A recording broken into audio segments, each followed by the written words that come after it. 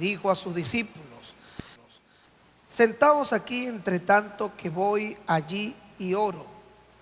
Y tomando a Pedro y a los dos hijos de Zebedeo, hablamos de Jacobo y de Juan, comenzó a entristecerse y a angustiarse en gran manera. Entonces Jesús les dijo: mi alma está muy triste hasta la muerte. Quedaos aquí y velad conmigo. Yendo un poco adelante, se postró sobre su rostro, orando y diciendo: Padre mío, si es posible, pase de mí esta copa, pero no sea como yo quiero, sino como tú. Vino luego a sus discípulos y los halló durmiendo, y dijo a Pedro: ¿así que no habéis podido velar conmigo una hora? Velad y orad para que no entréis en tentación. El espíritu a la verdad está dispuesto, pero la carne es débil. Otra vez fue y oró por segunda vez diciendo: Padre mío, si no puede pasar de mí esta copa sin que yo la beba, hágase tu voluntad. Vino otra vez y los halló durmiendo, porque los ojos de ellos estaban cerrados, cargados de sueño. Y dejándolos, se fue de nuevo y oró por tercera vez diciendo las mismas palabras. Entonces vino a sus discípulos y les dijo: dormid ya y descansad. He aquí ha llegado la hora y el Hijo del Hombre es entregado en manos de pecadores. Levantaos, vamos, ved, se acerca el que me entrega. Y estamos considerando y tomando en cuenta lo que la Biblia puede establecer o puede enseñarnos acerca de la obediencia. Y si nosotros pudiéramos elaborar en este día un ejemplo de obediencia, o el mejor ejemplo de obediencia, yo creo que todos concordaríamos y llegaríamos a la misma conclusión: el mejor ejemplo de obediencia en la Escritura es el que tiene que ver con Jesús. En el libro de los Filipenses se escribe y se dice acerca de Jesús: el cual, siendo en forma de Dios, no estimó ser igual a Dios como cosa que aferrarse, sino que se despojó a sí mismo, oiga esto, haciéndose obediente hasta la muerte. Y ese es el tema de nuestra predicación en esta mañana: obedeciendo hasta la muerte. Haciéndose obediente hasta la muerte. ¿Y qué tipo de muerte tan extraordinaria y quizás tan devastadora pudo experimentar el Señor Jesucristo? Ahora, yo analizo que ocurrieron tres cosas importantes en este lugar.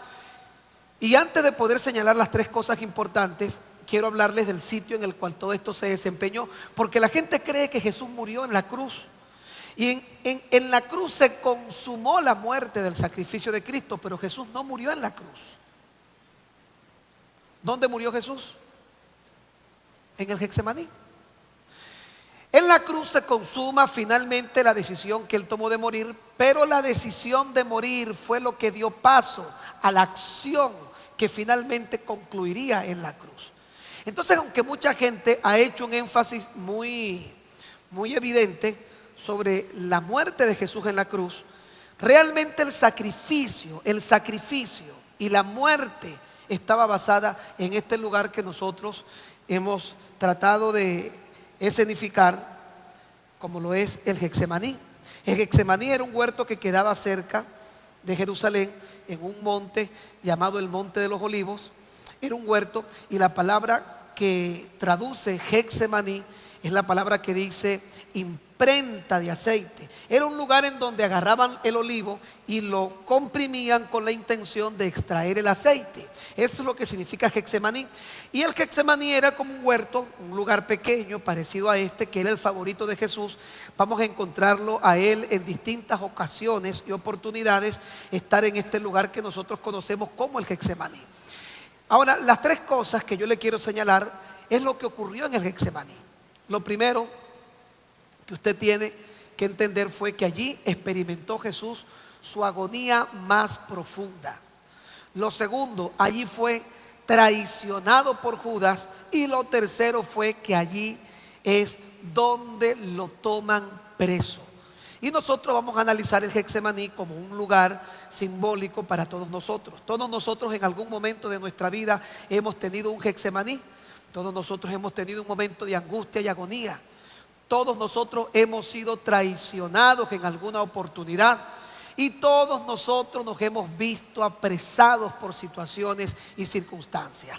Cuando yo entiendo de forma espiritual lo que es el Getsemaní, puedo entender por qué la muerte de Jesús se relaciona con este lugar y finalmente se consuma en la cruz, pero la muerte se inicia en el Getsemaní por un detalle bien importante que nosotros llamamos decisión. Diga conmigo, decisión. ¿Qué es una decisión? Una decisión es una acción que nosotros premeditamos y que determinamos que vamos a realizar. Cuando Jesús muere, Él realmente toma su decisión fue en el Getsemaní. Y todo lo que tenía que ver con el sacrificio y todo lo que iba a ocurrir posteriormente surge y tiene un génesis en el Getsemaní. Todo lo que ocurriera en este lugar iba a hacer posible la consumación final del sacrificio de Jesucristo. De tal manera que quiero que usted sepa que sin el Getsemaní jamás hubiera habido muerte, sacrificio ni salvación.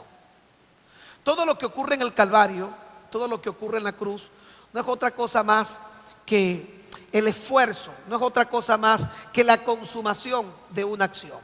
Por eso es que para mí siempre es importante poder hablar de las decisiones, porque las decisiones son los actos de mayor relevancia en el ser humano.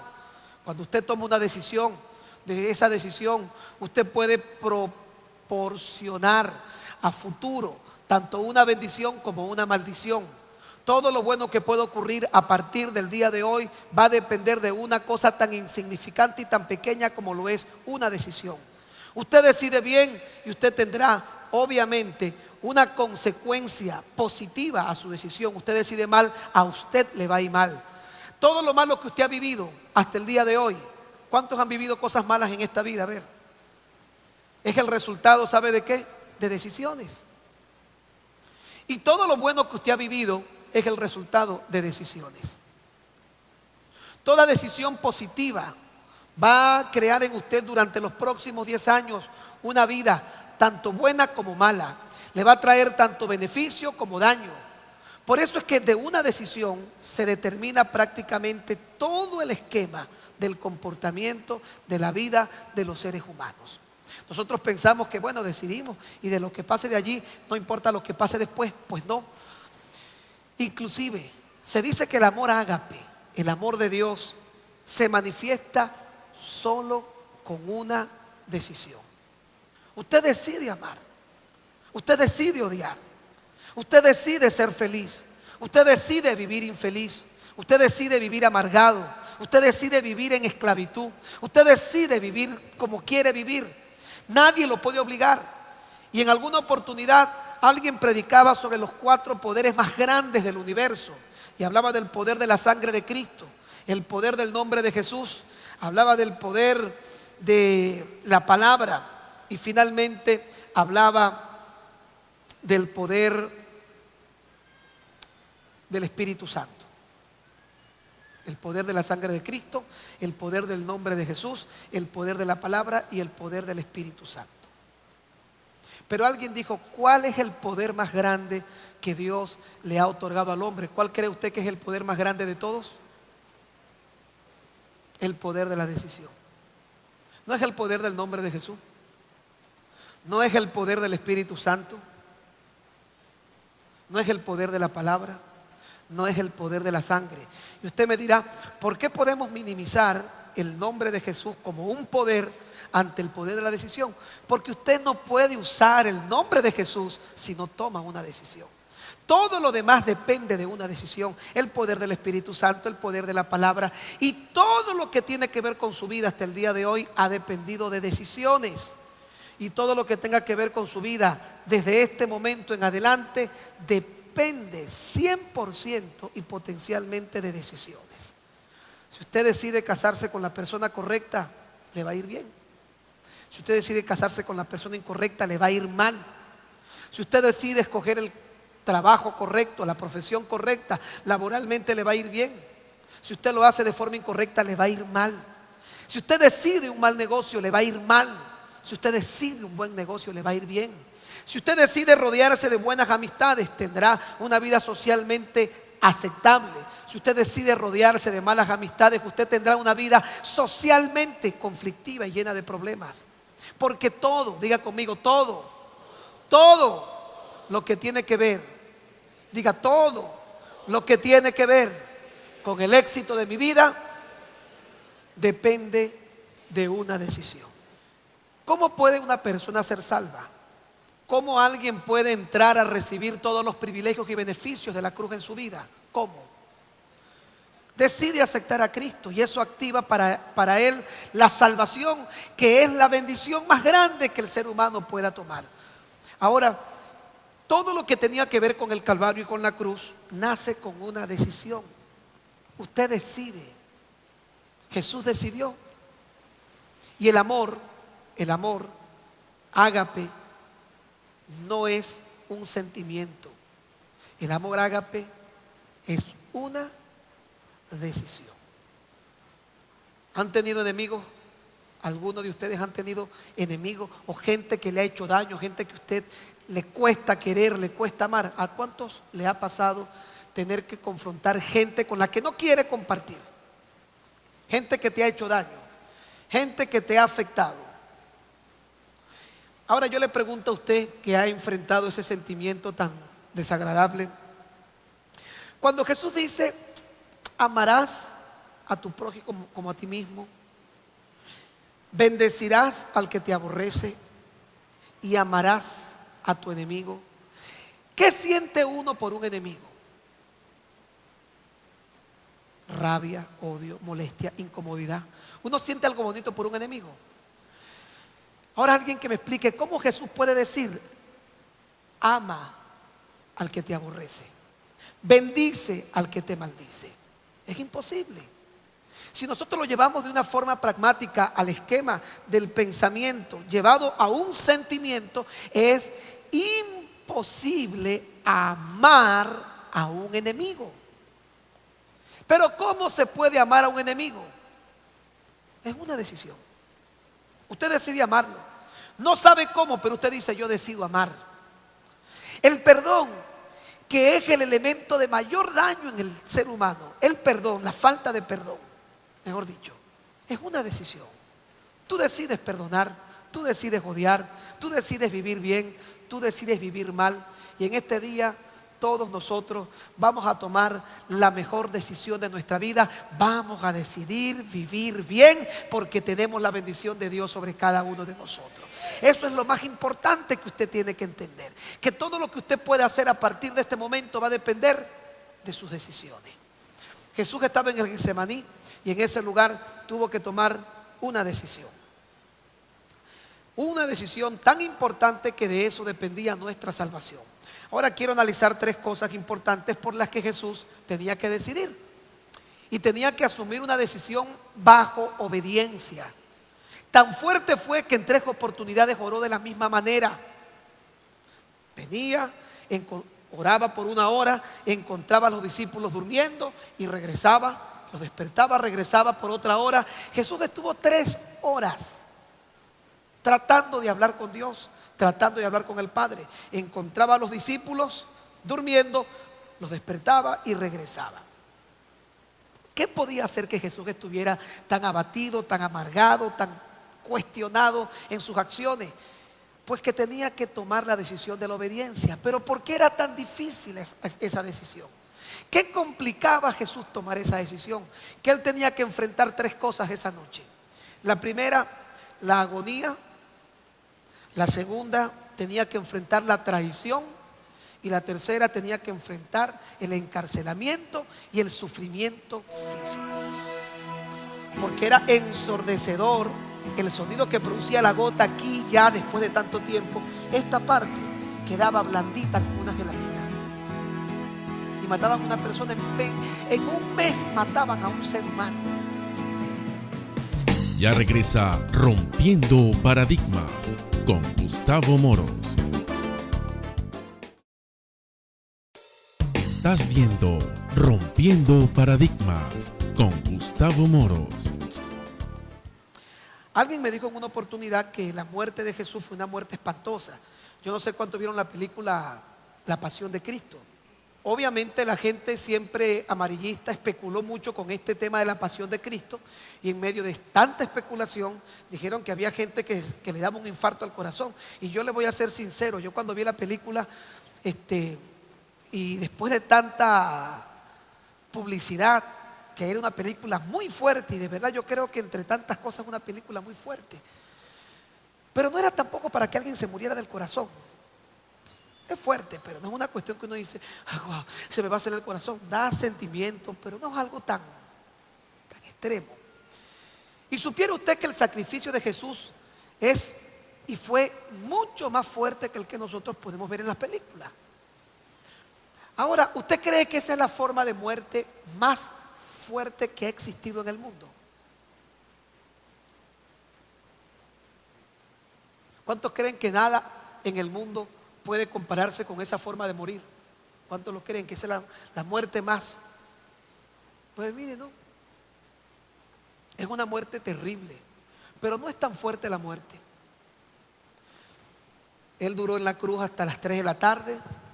Él fue atravesado por una lanza.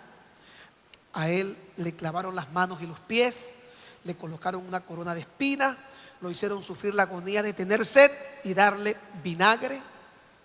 Y como si fuera poco, lo pusieron a caminar con una cruz que pesaba aproximadamente 80 kilos. Tenía que arrastrarla. La llevó hasta cierto lugar, luego siguió. Pero mire, la Inquisición española, la Iglesia Católica, creó algo durante la Edad Medieval en España que se llamó la Santa Inquisición. Y diseñaron formas de tortura tan extravagantes, que la muerte y el sacrificio de Jesús en la cruz del Calvario, siendo fuerte, no se compara con cosas que diseñó la Santa Inquisición durante el siglo XVI. Por ejemplo, había una forma de morir que se llamaba la cabra loca. Usted sabe que las cabras tienen la lengua como una lija, mucho más carrasposa que la de un gato. Agarraban a una persona en la Inquisición, en la Santa Inquisición, la desnudaban, la polvoreaban de sal por todo el cuerpo, la amarraban y le soltaban 15, 20 cabras. Y las cabras comenzaban a lamer y a lamer y a lamer hasta que dejaban a la persona en el hueso, estando viva, en una tortura de más de 24 horas de muerte.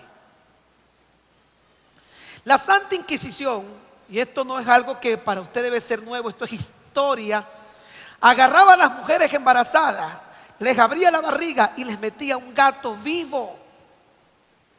Así las mataban. La Santa Inquisición tenía una forma de tortura que tomaban una persona con una prensa, de este tipo de prensas que se usan normalmente para sostener el hierro, lo colocaban la cabeza en la prensa sin que se pudiera mover ni un centímetro y dejaban caer una gota en medio de las cejas. Una gota que caía, óigame bien, aproximadamente cada 3 segundos.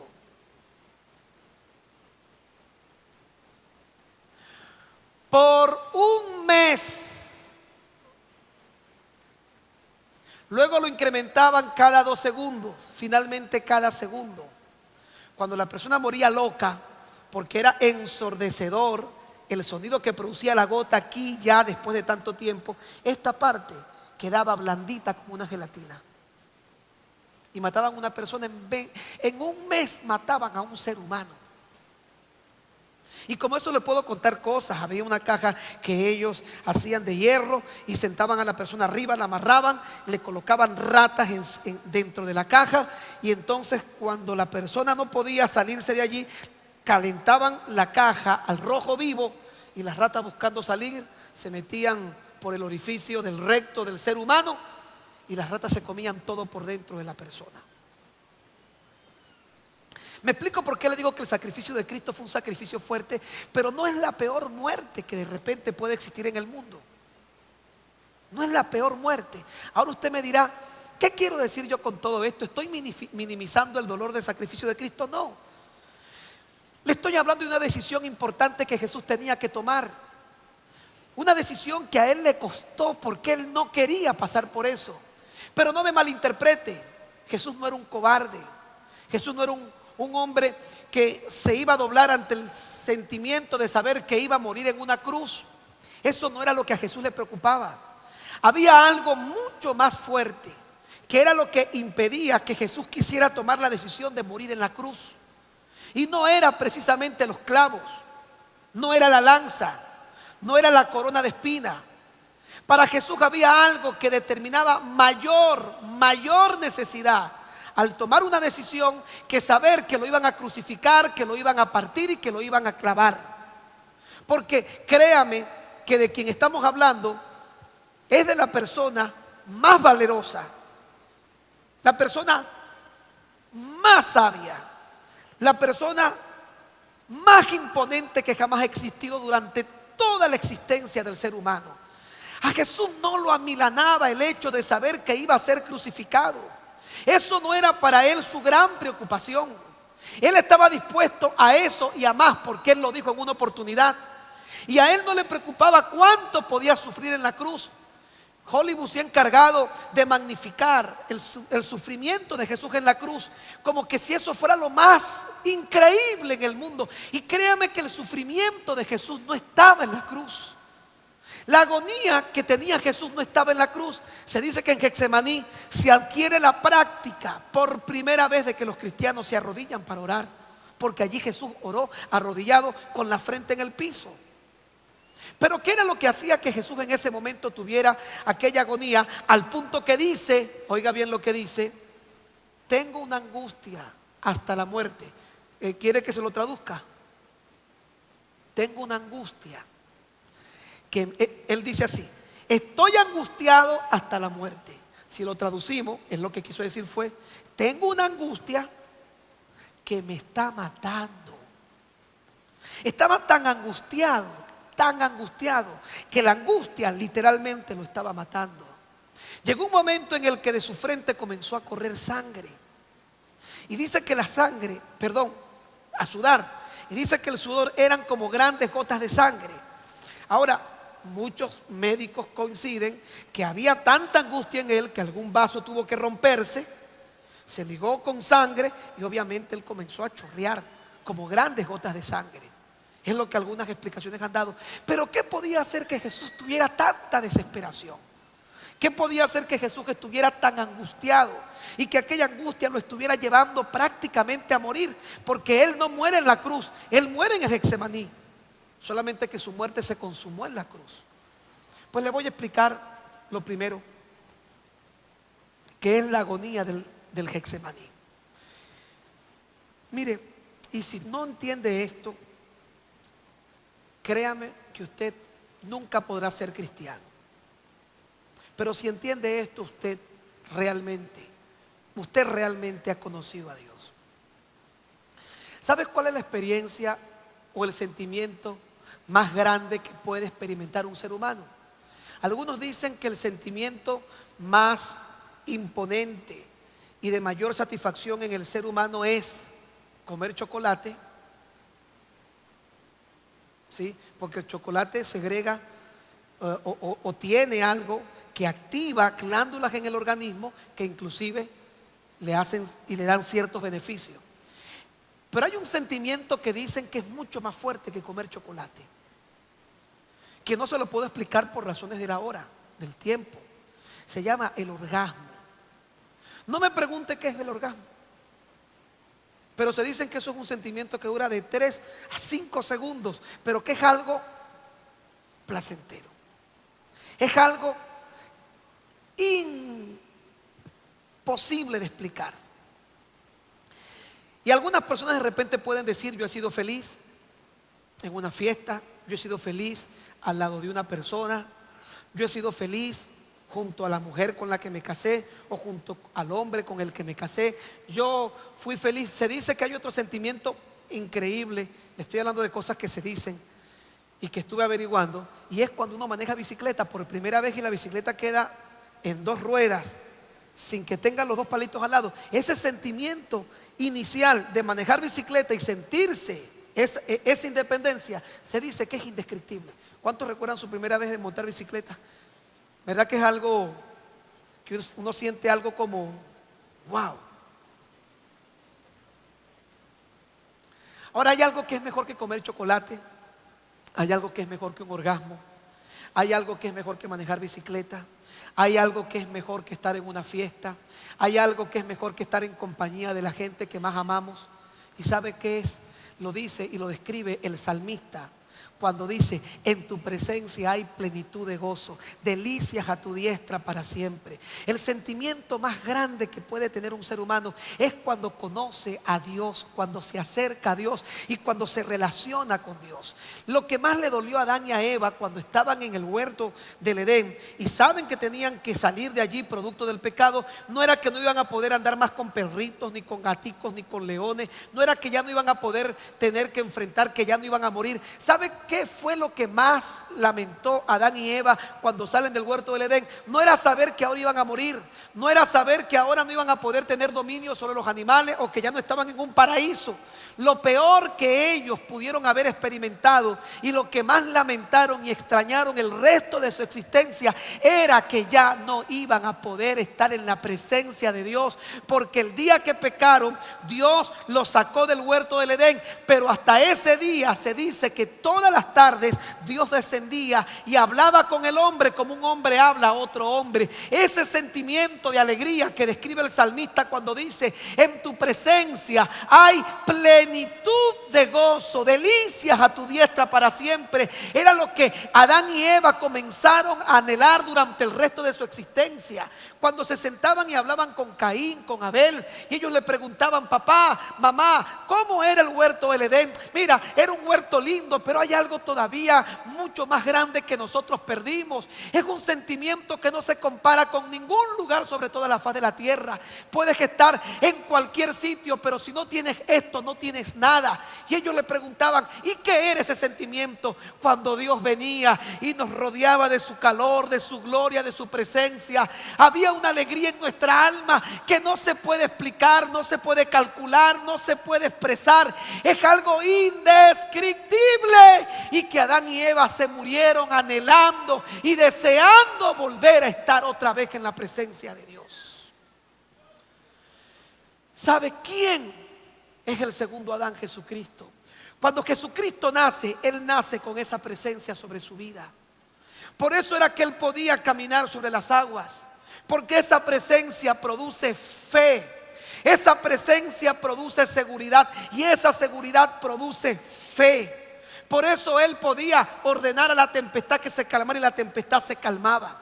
Por eso Él no le temía a los espíritus inmundos. Por eso Él podía orar por los enfermos y los enfermos se sanaban. Por eso era que se podían meter con Él y los fariseos burlarse de Él y Él mantenerse palco, calmado y tranquilo, porque Él contaba con algo que los ayudaba a mantenerse en equilibrio y en tranquilidad, y era la presencia del Dios creador que estaba y vivía sobre Él en todo momento. Y cuando Él estaba en Getsemaní, ¿saben cuál era su agonía y su desesperación? Que Él sabía que al salir de ese lugar, si Él aceptaba la misión de ir a la cruz,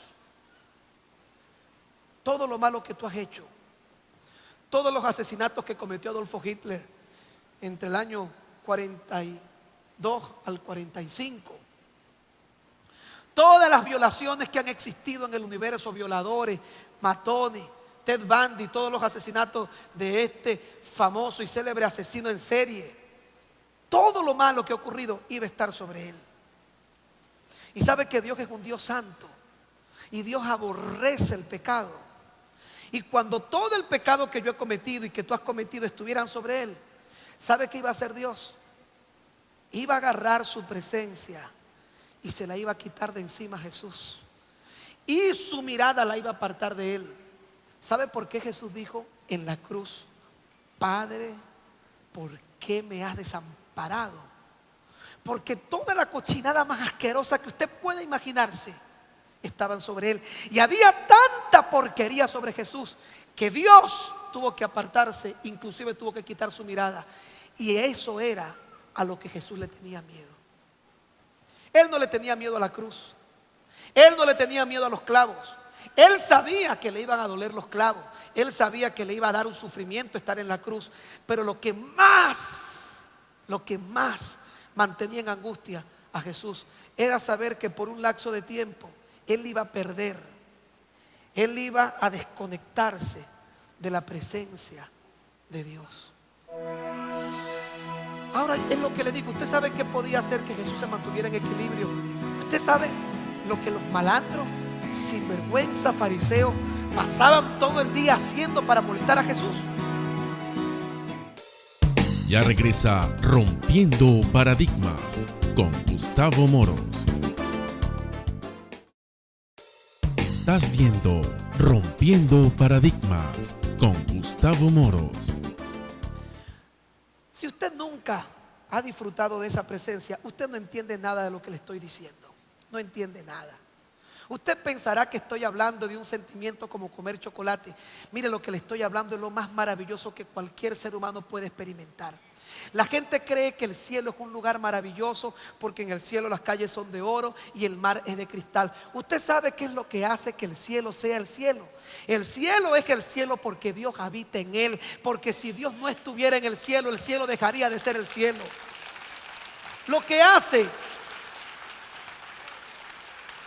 cuando yo veo una persona que dice, porque la dejó el esposo, la esposa, y yo veo que se deprimen y sufren y no quieren vivir. Cuando yo veo eso, ¿sabe lo que yo entiendo? Esa persona nunca ha conocido a Dios.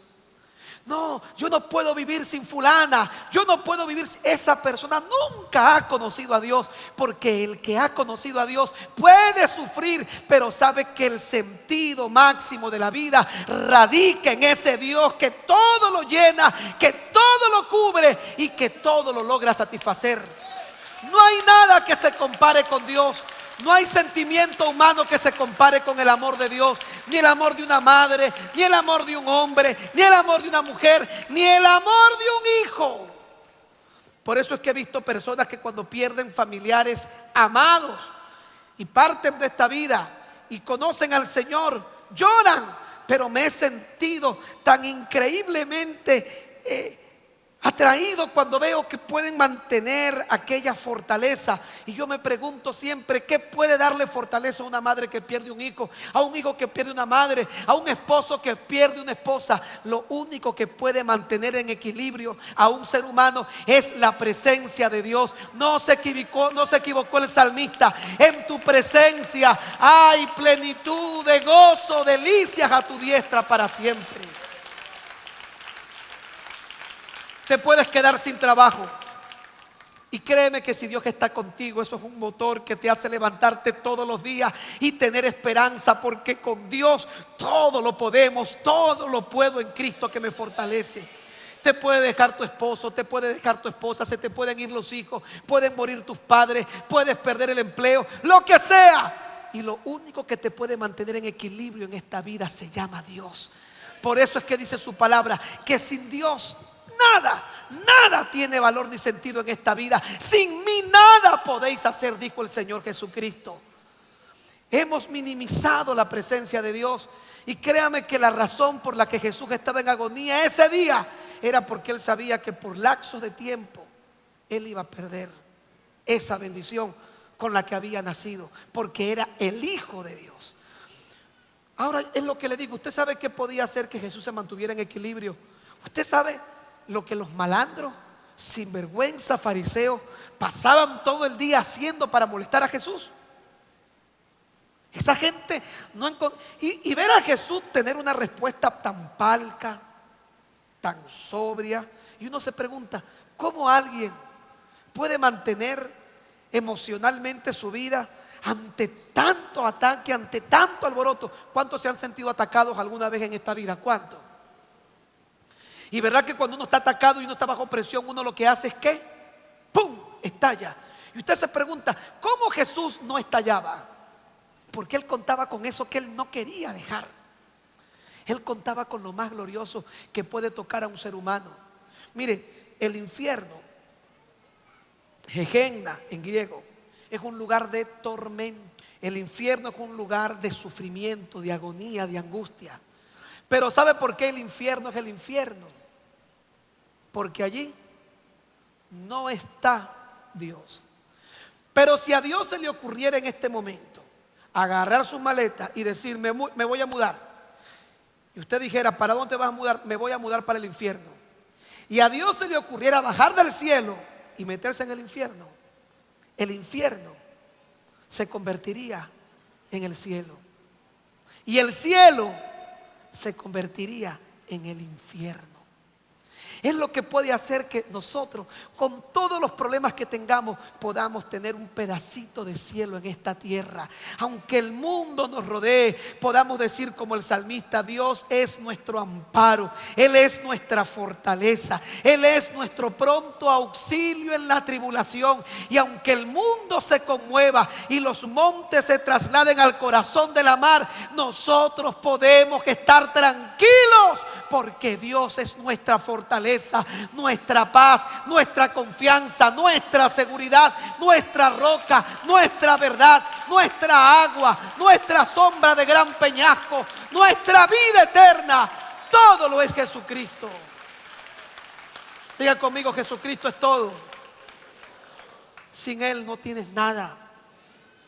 Puedes estar al lado de la persona que amas. Si no lo tienes a Él, no tienes nada.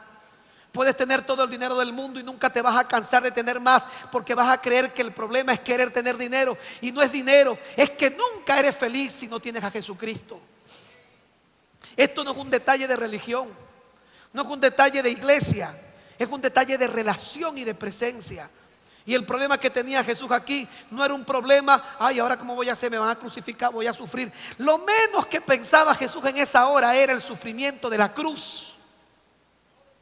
Y lo que más le preocupaba a Jesús, y lo llenó de agonía y de angustia, que dice que estaba con la frente en el piso, en ese lugar, sufriendo por 3 horas, era que el corazón se le iba a explotar pensando, ¿cómo voy a hacer cuando Él aparte su presencia de mí?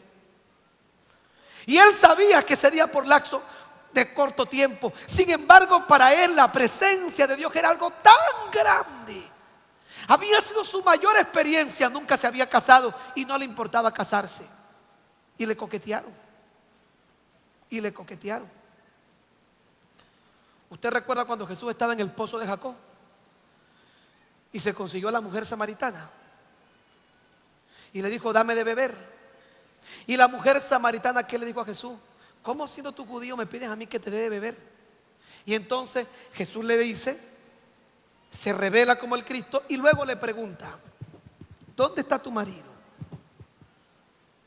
Si usted le pregunta a una mujer casada, ¿dónde está tu esposo? Y la mujer casada le dice, no, yo no tengo esposo.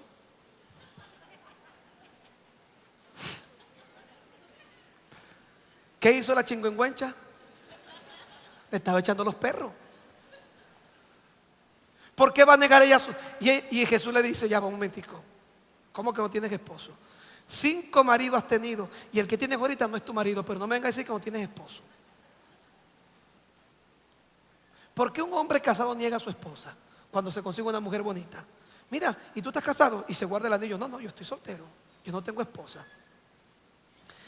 La mujer le estaba echando los perros a Jesús. Por ahí han salido blasfemias diciendo que Jesús estuvo con María Magdalena y que tuvo una hija que después se fue a Dinamarca y de Dinamarca se fue a Francia. Un montón de tonterías y estupideces. Mire, Semana Santa se convirtió en una época más bien de broma diabólica, porque lo que usted antes por lo menos usted veía en las películas de Jesús, por lo menos el sufrimiento, esto es lo que ves, pura blasfemia, que si se casó con fulana, que si la hija de él llegó de yo no sé dónde. Mire, no le haga caso a ese poco de porquería, porque le voy a decir algo, Jesús era un galán, Jesús podía casarse con quien le diera la gana en su época. Cuando usted lee el libro de Eclesiastés y mira la imagen de Jesús, lo describe en el libro del Cantar de los Cantares, que era un hombre alto. Jesús medía cerca de los 2 metros de altura. Jesús era un hombre fornido. Es lo que ustedes llamarían en esta generación un mangazo, un mango. Eso era Jesús. Jesús era un hombre con unos ojos preciosos, negros. No tenía los ojos azules, eran negros. Lo describe así Cantar de los Cantares, pero dice negro como el cuervo. Sus cabellos tenían un rizo maravilloso. Tenía una forma de hablar que cuando Jesús hablaba, la gente se asustaba si levantaba la voz, pero esa misma voz arrullaba a los bebés cuando estaban durmiendo. Cuando le describe en el Cantar de los Cantares, se dice que Jesús era varón señalado entre 10,000. Usted paraba 10,000 personas, 10,000 hombres, y usted sin saber quién era decía: Jesús es el que está allí, porque era imposible confundir a Jesús con cualquier ser humano. Era un hombre maravilloso, era un hombre físicamente atractivo, era un hombre emocionalmente inteligente. No había ni ha habido jamás hombre como Jesús en la tierra. Ni Elvis Presley, ni Temístocles, ni Richard Gere, nadie. Y no le hablo solamente de lo físico. Jesús pudo tener la mujer que le provocó en su época haber tenido. Y créame que si Jesús estuviera presente en este tiempo, y usted nunca, no sé si se ha puesto a analizar, Jesús siempre estaba con sus discípulos, pero ¿sabe qué eran los que más seguían a Jesús? Las mujeres. ¿Sabe quiénes creyeron más que él había resucitado? Las mujeres. Siempre habían por ahí mujeres. Así que si él hubiera querido, hubiera tenido la que él le hubiera provocado. Pero a él no le provocaba. No porque él no tuviera emociones o sentimientos. Es que él tenía algo. Él conocía algo que ninguna mujer le podía dar. Él tenía algo que se llamaba la presencia de Dios sobre su vida. Por eso te digo, mira, yo no entiendo cuando alguien que dice conocer al Señor está devastado y dice: me provoca morirme. No lo entiendo. Yo digo, simplemente esa persona nunca ha conocido a Dios, porque Él tiene el poder de llenarlo todo. Él llena el amor de un hijo, el amor de un padre, el amor de una madre, el amor de un hombre, el amor de una... Él lo llena todo. Denle un aplauso a Jesús en esta mañana.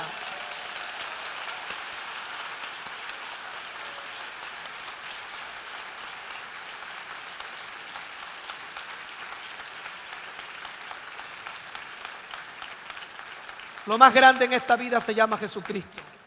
Si no tienes a Jesucristo, nunca vas a tener nada. Te vas a llenar de dinero y siempre vas a ser infeliz. Vas a estar rodeado de mujeres y siempre vas a ser infeliz. Puede que estés con la persona que amas y vas a ser infeliz.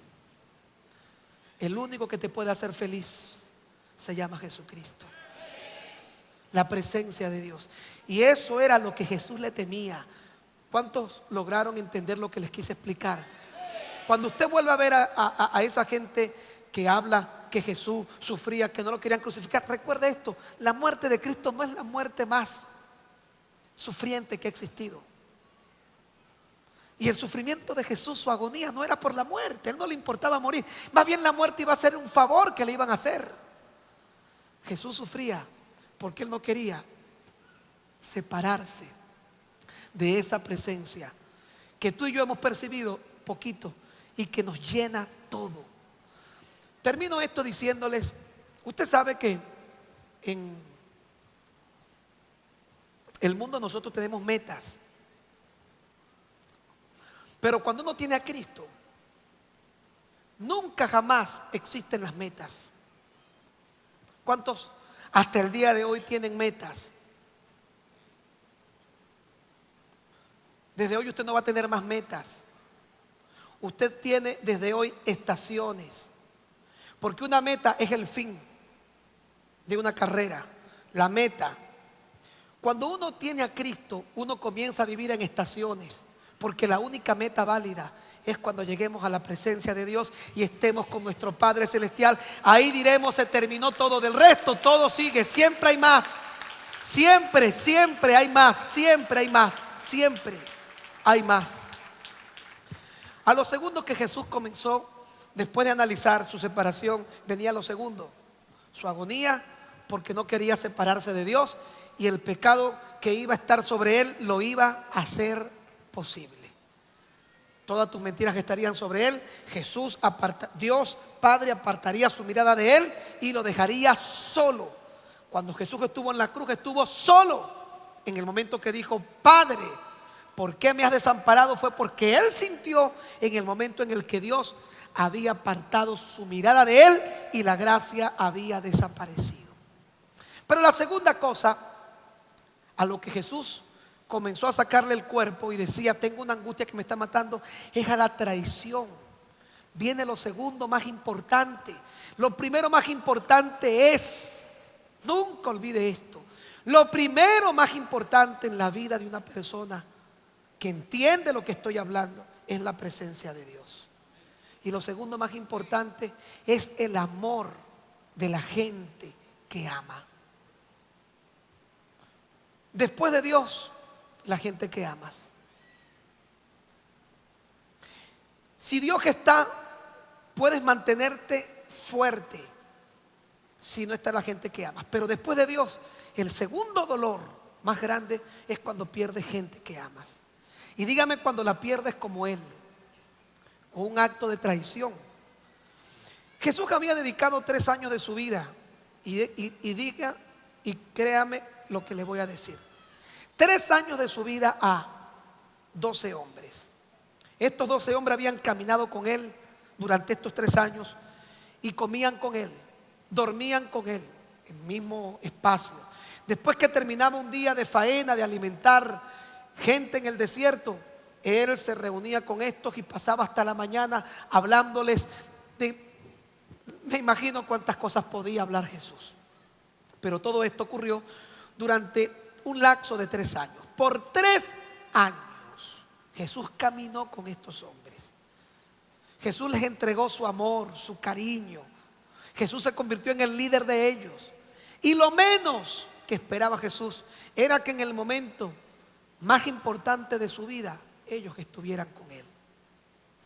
Y Jesús los amó a todos por igual. Tuvo más confianza con unos que con otros. Pero Jesús sabía que esa noche iba a ser entregado nada más y nada menos que por uno de los que habían estado con Él durante los últimos 3 años. ¿Alguno de ustedes ha experimentado el engaño? La traición. ¿Sabe lo que es la traición? La estafa.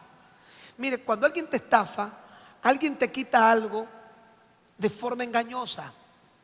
Cuando alguien te traiciona, alguien te estafa, pero la traición está basada en que solo puede ejecutarse aquel que tú le has dado espacio más cercano a tu vida. Yo he sido traicionado y créame que es doloroso. Mire, y no hay en el mundo, créame, forma para justificar una traición.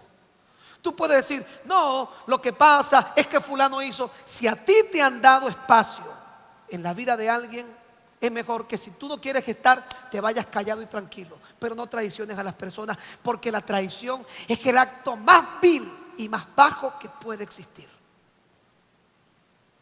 Había un muchacho que él venía a esta iglesia. Mire, ese muchacho comía en mi casa, dormía en mi casa todos los días religiosamente, todos los días. Se benefició de mi casa, se benefició de lo que yo podía hacer. Me quitó tiempo con mi familia, me quitó tiempo de mi vida, me dio problemas y yo traté de ayudarlo en sus problemas. Y un buen día, hoy en día yo no entiendo cómo alguien puede decir: es que yo lo hice. Mire, no hay forma de justificar una traición. Un buen día, por un regaño, agarró, ojalá se hubiera ido. Es el acto vandálico de Judas llamado traición. Traición. Y alguien de repente no entiende cuando ve ese tipo de cosas y dice: no, pero hay que tener. Mire, el asunto no es una situación de misericordia, es lo bajo, lo cochino de lo que es una traición, de lo que es meter la mano en tu plato, de lo que es el acceso de tu familia, lo más preciado de tu vida, y que una persona reaccione. Ahí está, se van, abren iglesias, y yo me pregunto muchas veces, se les va a repetir: ¿cómo alguien puede hablar de Dios siendo un Judas? ¿Cómo alguien puede empuñar una Biblia siendo un Judas? Pero los Judas existen, están todo el tiempo alrededor nuestro y cerca de nosotros. Son parte de una familia. Y cuando yo le digo todo esto, es porque Jesús había dedicado tanto esfuerzo y sentir que ahora la persona en quien él había depositado tanta confianza iba a ser su enemigo. ¿Por qué necesitaban a Judas? Le voy a explicar. Imagínense que este es el huerto de Getsemaní. Jesús vino con sus discípulos, dejó 8 de ellos en un lugar. Dice que al tiro de una piedra se apartó y vino con 3 de ellos, Pedro, Jacobo y Juan. Lo sentó aquí y le dijo: espérenme aquí mientras yo oro, y comenzó a orar en este lugar. Mientras Jesús oraba, era un lugar oscuro, era noche, estaba lleno de árboles de olivo, la luna no podía penetrar hacia ese lugar para darle un claro. Así que mientras todo esto ocurría, los fariseos negociaban con Judas por 30 piezas de plata la vida de Jesús. Y usted se pregunta: ¿y por qué Judas lo vendió? ¿Por qué no llegaron ellos directamente a agarrar a Jesús? Porque los judíos acostumbran hasta el día de hoy a orar con un talib. Un talib es un manto con el que ellos se cubren, y si es de noche y tienen todos un talib, nadie sabe quién es quién. Entonces yo lo que le pidieron a Judas fue: te vamos a pagar, tú vas a besar para no llevarnos preso a Pedro, para no llevarnos preso a Juan o a Marcos, sino porque tú debes conocer precisamente quién es Jesús. Porque la gente pregunta: bueno, ¿y todos ellos no lo habían visto durante 3 años? Los fariseos no sabían quién era Jesús, si era un hombre tan público. Sí, pero esa noche el lugar estaría oscuro, Jesús tendría un talib, al igual que todos sus discípulos, y necesitaba a alguien que lo conociera de manera muy íntima para que llegaran directamente hasta donde él estaba. Esa fue la noche en la que Jesús dio un último beso a Judas y le dijo: amigo, con un beso entregas a tu maestro, al hombre que te enseñó, al hombre que caminó contigo. Eso fue lo segundo a lo que Jesús le tenía miedo: perder la gente que amaba, porque sabía que se iban a perder algunos de ellos. Horas más tarde, él había reunido a sus discípulos y le había dicho: el Hijo del Hombre será llevado en manos de pecadores, será entregado, crucificado. Y Pedro le dice: Señor, así, Señor, yo te seguiré hasta la muerte. Y si todos ellos te dejan, yo no te dejaré. Y Jesús le dice: Pedro, hoy, antes que el gallo cante 3 veces, tú me habrás negado. Yo te habré negado, Señor, yo. Y alguien pregunta: bueno, ¿pudo perdonar Jesús a Judas? Jesús lo perdonó. Mire, esta misma gente que le estoy comentando, que el alboroto aquel, vino un grupo un día y me pidieron perdón. Y a mí me da risa porque cuando me están pidiendo perdón me dicen: pastor, ¿será que usted nos puede perdonar? Le dije: no.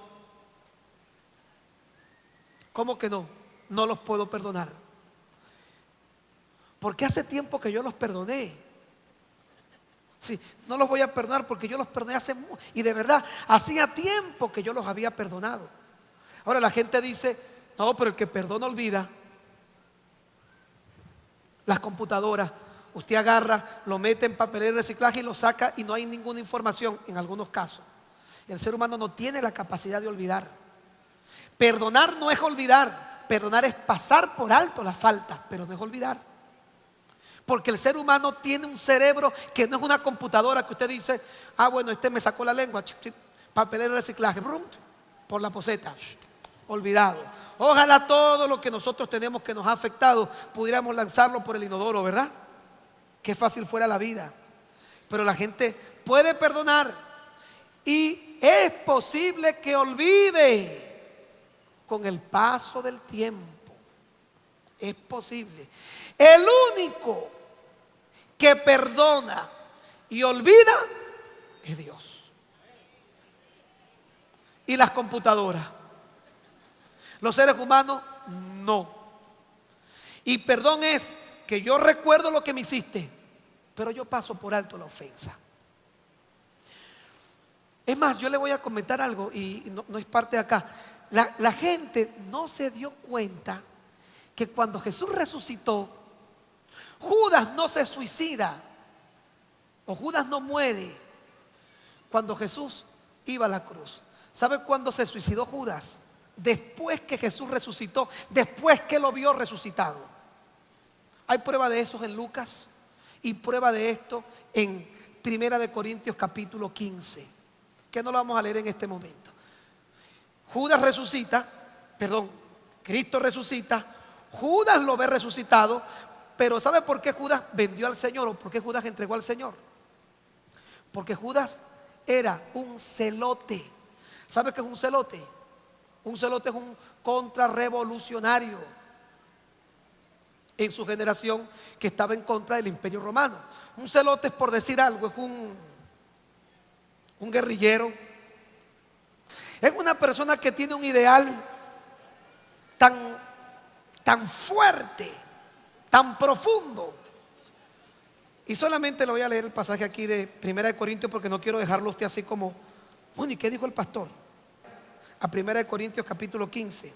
Hay cerca de unos 10 versículos que certifican que Judas se suicida después que ve a Cristo resucitado.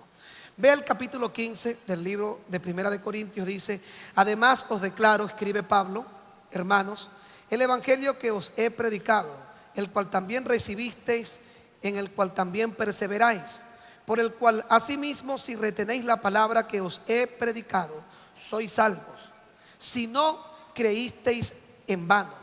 Porque primeramente os he enseñado lo que asimismo recibí, que Cristo murió por nuestros pecados conforme a la Escritura, y que fue sepultado, y que resucitó al tercer día conforme a las Escrituras, y que apareció a Cefas. ¿Quién es Cefas? Pedro. Y después a los 12. Después apareció a más de 500 hermanos, de los cuales muchos viven aún. ¿A cuáles 12 apareció? ¿Cuántos eran sus discípulos? Ahora, si estaba muerto Judas, ¿a cuántos debería decir que apareció? A 11. Pero aquí dice que apareció ¿a cuántos? A 12. Se dice que el apóstol que ocupa ese espacio hubiera sido Pablo, pero se cuenta que él dice: apareció a los 12 y después a mí. Es decir, él no se está contando entre este grupo de personas. Ahora, ¿por qué Judas se suicida si vio a Jesús? Porque él era un celote. Y cuando él ve que Jesús entra a Jerusalén, présteme atención, y ve que Jesús viene hablando de paz y amor, y que no quiere hacer una revuelta para liberarlos del imperio ni del yugo romano, entonces él dice: ah, no, este no es el Mesías. Entonces él negocia por 30 piezas de plata a Jesús, porque se da cuenta que él no es el hombre que él creía que era. Pero cuando Jesús resucita de los muertos y lo ve, dice: por Dios, ¿qué hice? Entregué al Mesías. Y el problema, óigame esto, el problema de Judas no fuera que Dios no lo perdonara. Es el mismo problema de muchos de ustedes, que nunca jamás, si no me logran entender esto, van a salir de su hoyo. Porque el problema no es que Dios lo perdone a usted, ya Dios lo perdonó a usted. El problema de Judas no era que Jesús no lo perdonara. El problema de Judas fue que él no se pudo perdonar a él mismo. Mira, si el Señor te perdonó, sigue tu camino, porque lo demás no importa. No te sigas culpando tú. El Señor es tu luz y tu salvación, y Él te va a dar bendición sobre todo. Deja el pasado atrás y sigue tu camino, porque si Dios te perdonó, todo está bien. ¿Cuál es el problema de los seres humanos? Que nosotros mismos no nos perdonamos. Ya Dios nos perdonó. Y ahí estaba la situación final. Y el tercer y último punto fue encarcelado. Tuvo una angustia. Ya entendió por qué fue la angustia. Se dio cuenta que no era por la cruz, que la cruz para Jesús era un momento difícil, pero no era lo más duro. Lo segundo era separarse de esto. Pedro lo negó 3 veces. Se llevó 3 de sus mejores discípulos, que se quedaron dormidos cuando él esperaba que lo acompañaran en esa noche de agonía. Su discípulo llamado Judas fue el que lo vendió, no fue que buscaron a otro, uno de aquellos. Y ese sentimiento humano, él sabía que lo iba a enfrentar. Y lo último, ser encarcelado. Dese cuenta que viene en niveles. Lo más duro, la separación de Dios. Lo segundo, la separación de la gente que amas. Y lo tercero, el sufrimiento físico. Está lo tercero, que era lo que él sabía, que él lo colocó como lo último, porque fueron las cosas que vinieron de esta manera, el sufrimiento físico. Sí, obviamente que ya ahora Jesús estaba consciente que después de todo esto iba a tener que cargar con la separación. Y por eso es que yo digo, no es la cruz, no fue la cruz el momento de su muerte. Él murió en el Getsemaní y se consumó en la cruz, porque el momento de su muerte fue cuando él logra concientizarse y decir: me van a separar de Dios, me van a dejar mis discípulos y me van a golpear. Las tres cosas por las que nosotros tenemos que pasar son estas. Cuando no tenemos al Señor, la separación de Dios. Pero créame que no importa cuánto usted pierda, nunca pierda su comunión con Dios, por favor. ¿Aló? No importa quién se vaya, usted no pierda su comunión con Dios. Usted lejos de Dios nunca va a ser feliz. Nunca, nunca, nunca va a ser feliz. Usted va a ser un fracasado, con mucho dinero en el bolsillo, con un carro del año afuera esperándolo. Sin Dios usted va a ser un fracasado. Le voy a decir, los hijos algún día se van a ir, porque se van a ir.